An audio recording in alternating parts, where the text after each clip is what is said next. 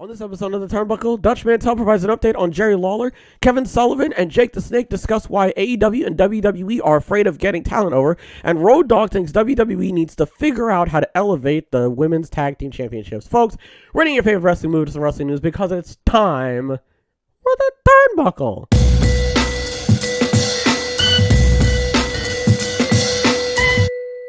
The wrestling world received a scare earlier on Tuesday when reports emerged that Jerry the King Lawler was rushed to the hospital.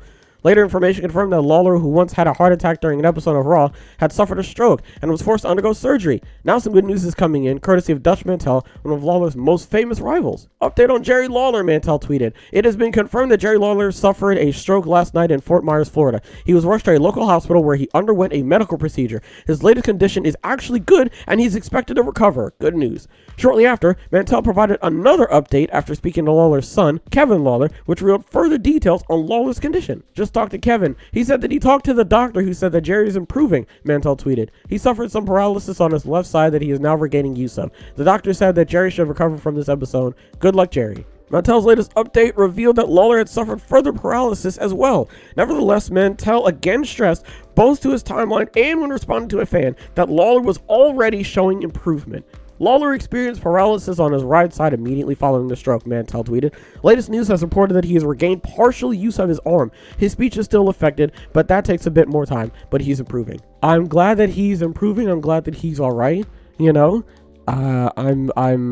very glad that, this didn't really get any worse and he's on the road to recovery. So really all we have to do is just wait for some more updates and keep him in our hearts and keep him in our prayers, and then just, wait for him to get on up out of that hospital, which should be in no time at all. I'm sure that he's going to recover in no time, and he's going to be perfectly fine. Jerry, you've bounced back from a lot more things, okay? I'm sure this is no different. All right, so here's hoping that Jerry Lawler is in and out, easy peasy, and we don't really have anything else to worry about. Next, we're going to talk about Kevin Sullivan and Jake the Snake Roberts on why AEW and WWE are afraid of talent getting over. On the newest episode of The Snake Pit, the duo discussed how AEW and WWE can improve from a creative standpoint. For Sullivan, part of the issue is that the two companies are weary of putting someone at the top of the roster because they could jump ship to another promotion. He also thinks their lack of long-term planning presents further issues. Roberts and Sullivan compared the situation to a novel, in that one wouldn't write the entire thing without knowing what happens at the end. When Roberts and the others have the idea for an angle, he knows the end of the angle and it backs it all the way up, whether it's 3 months, 6 months, or whatever. Roberts said he hopes that storytelling in wrestling has a resurgence, but he recognizes that you need exceptional talent to conduct a memorable story. These guys come on television every week and they're given that time, and that time is expensive. When you start talking about 10 minutes of TV, Roberts said. Running their yap, you better be pretty good at it, and fortunately for AEW, they have 2 or 3 guys that can do it. In particular, Roberts thinks Chris Jericho, AEW World Champion MJF, and Kenny Omega are staying on point, with the latter being pretty close to his favorite. This was a topic of discussion that happened in WWE for a very, very, very long time. You had guys like John Cena, The Rock, Stone Cold, the Roman Reigns right now, guys who Vince McMahon essentially duct taped the rocket ship to, and it just wouldn't stop going up after that. And the problem with that is that the more popular you get, the more eyes you get on you, and the more eyes you get on you, the more specific type of people will start to show up and ask you to get involved in certain things. So you have guys like John Cena and stuff like that getting offered movie deals and everything like that, and it started to happen to I would argue not as frequently as Roman Reigns, but to be fair, I don't necessarily know how movies go. So right now, The Rock and John Cena, they could be in a movie right now, you know what I'm saying? And well, no, Roman can't be in a movie right now because anyway, I understand that to a certain extent you kind of don't want that to happen because you don't want it to slip through your fingers, but on the other hand, I think you're really holding a lot of different wrestlers back, and I think that right now I don't think WWE again and AEW are really cutting from the same cloth, right? I don't think they're doing that anymore. I think they really care about a lot of the wrestlers and they want the wrestlers to do well. So honestly, I'm really glad that we're out of that era, and here's hoping that we don't go back to it, okay? Finally, we're going to be talking about Road Dogg and how he thinks WWE needs to figure out how to elevate a specific championship. WWE Senior Vice President of Live Events, Brian Road Dogg James, feels WWE has to overcome the challenge of elevating a championship.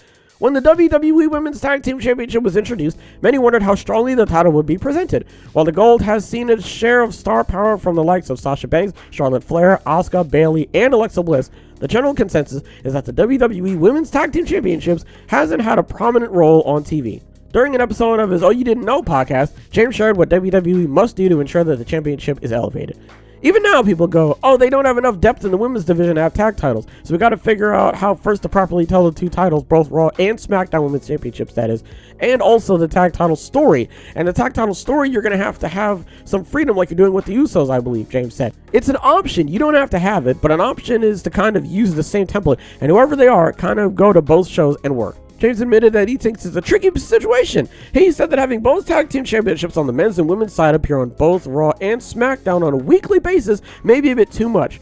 Raw Dog expressed his belief that there's enough talent on the women's roster for an all-women's TV show, but it'll take solid creative to pull it off. Here's the situation that was happening with the women's tag titles when they first got introduced. I remember when they first got introduced, and I don't remember specifically how I felt about it, but I remember how I felt afterward, okay?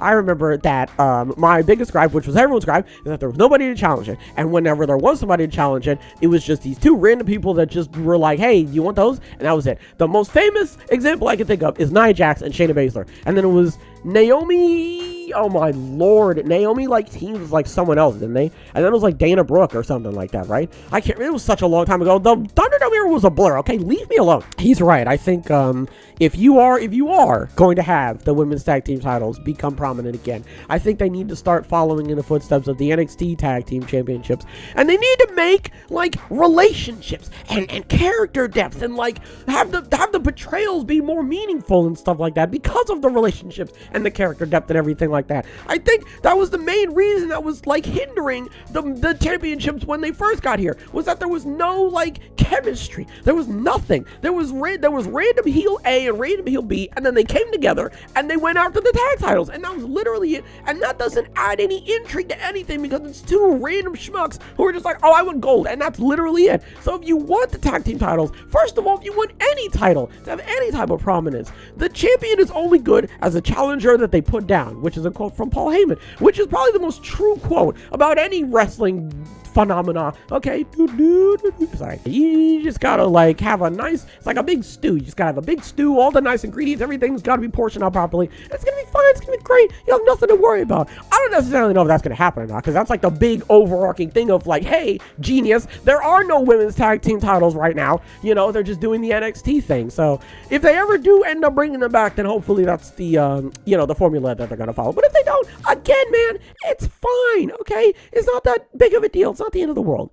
What do we talk about? Dutchman Tell provides an update on the health of Jerry Lawler. I did not know that this happened. I'm very shocked to hear about this. I'm also very sad to hear about it, but I am actually very happy to hear that Jerry Lawler is doing well. And like I said, Jerry Lawler's been around the block a few times. Okay, it's going to take a lot more than that to take the king out. All right, I'm not trying to hear any of that. He's fine. I'm like they said, he's recovering. Everything's fine. He has some paralysis, but they said that that's going to take a little bit of time to come back, which, makes a whole lot of sense. So, obviously, here's hoping that he makes a speedy recovery and he's back sooner rather than later. I'm sure he's going to be fine, and I don't want to worry about him too much.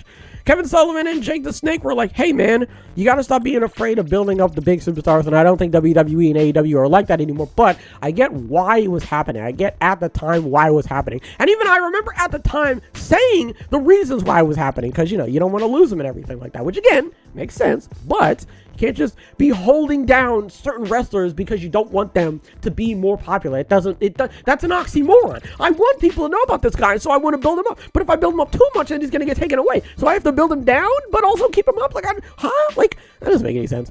And Raw Dog wants the women's tag team titles Raw Dog wants the WWE to figure out how to elevate the tag team titles. And I don't really think that it's that difficult, especially with the regime that we're in right now. I really do not think it is that difficult. I think the main thing that they just need to worry about is like who is going to be the champion and who are the tag teams that are going to like go up against them. That's pretty much it, which is pretty much what you got to do for, all of the championships. So as long as they, follow a decent formula, then we really shouldn't have anything to worry about.